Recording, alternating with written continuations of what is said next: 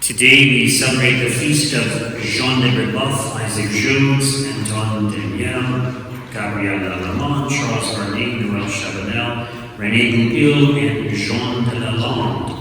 Canadian martyrs, very significant martyrs, because these are the secondary patrons of Canada.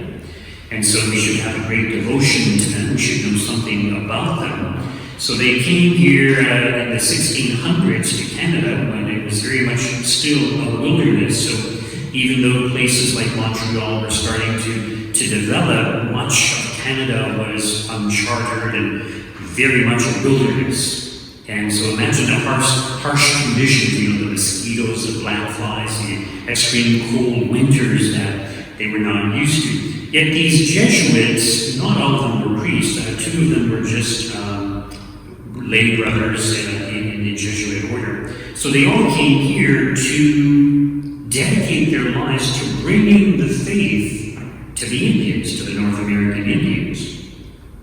And, today sometimes there's kind of, in cities you have a center and the priest might go out from that center. But at that time, the Jesuits moved into the wilderness and they basically lived with the Indians. They kind of developed their own settlements, which were fairly small. They had one section where the white men lived and another section where the Indians lived, and they had a common chapel.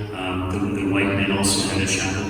If you've gone up to St. Marie among the Hurons, you can see the remains that still are there from these settlements and how they've reconstructed. So it's very interesting to see all that, but in very harsh conditions.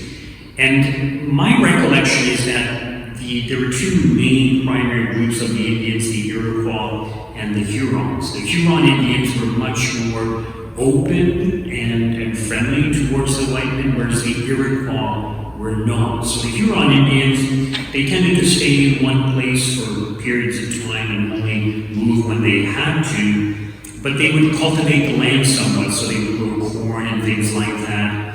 Whereas the Iroquois were more hunter and gatherers, they were more warrior type Indians.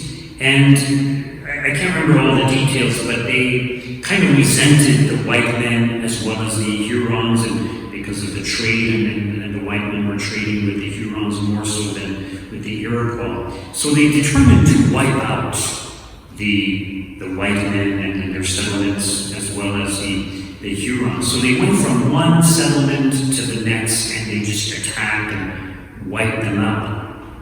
So when they were coming for St. Jean de Brebeuf, where he was staying, the word came to them, and so all the women and children fled. Many of the men stayed behind to try to defend their settlement there.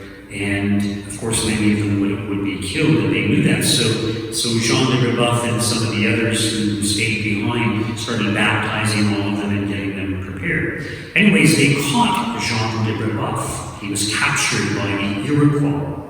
And this was early in the spring, and there was still snow on the ground, so it was quite cold. But when they caught him, they knew who he was. They had heard about him. And Jean de Brebeuf was physically very strong, and the Indians admired this. But he was also a very great spiritual leader. He had great faith.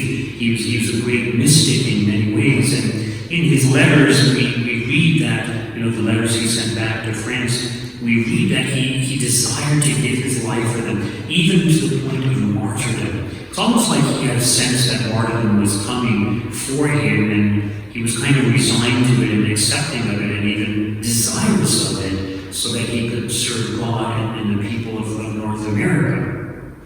So the Indians knew that he was a great spiritual leader. So when they caught him, they purposely wanted to make an example of him to deter all the other Indians from associating with the white men. So they determined to torture him very severely, to make his death slow, painful, very agonizing. So when they caught him, as I mentioned, there was still snow on the ground. They stripped him naked and they pulled out his fingernails as well as his toenails. They forced him to march back to their camp. And at their camp, he had to run the gauntlet.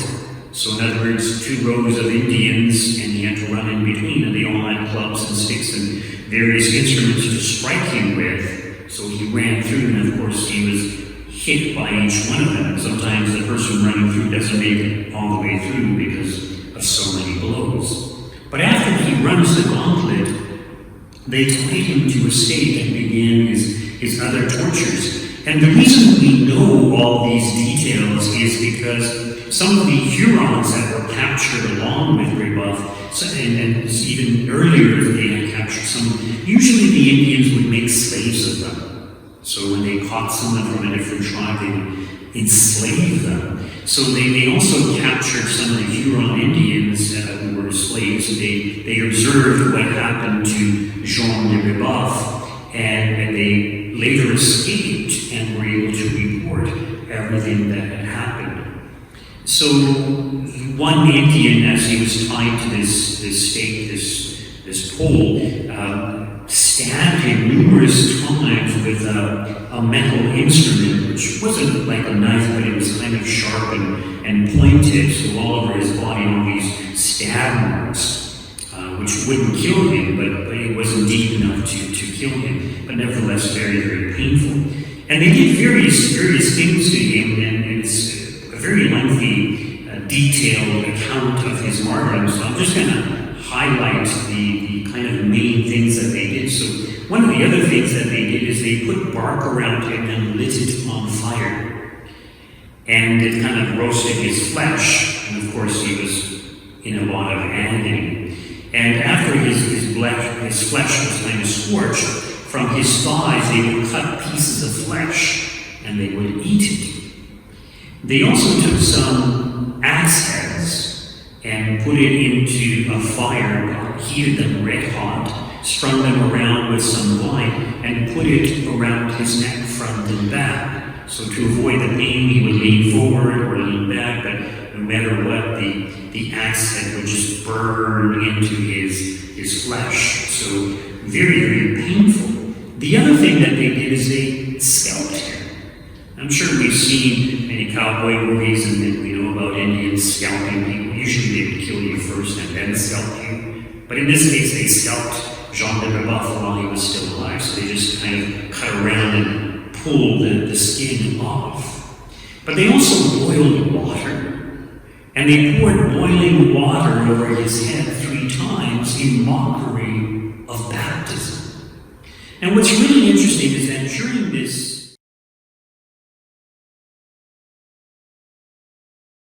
Next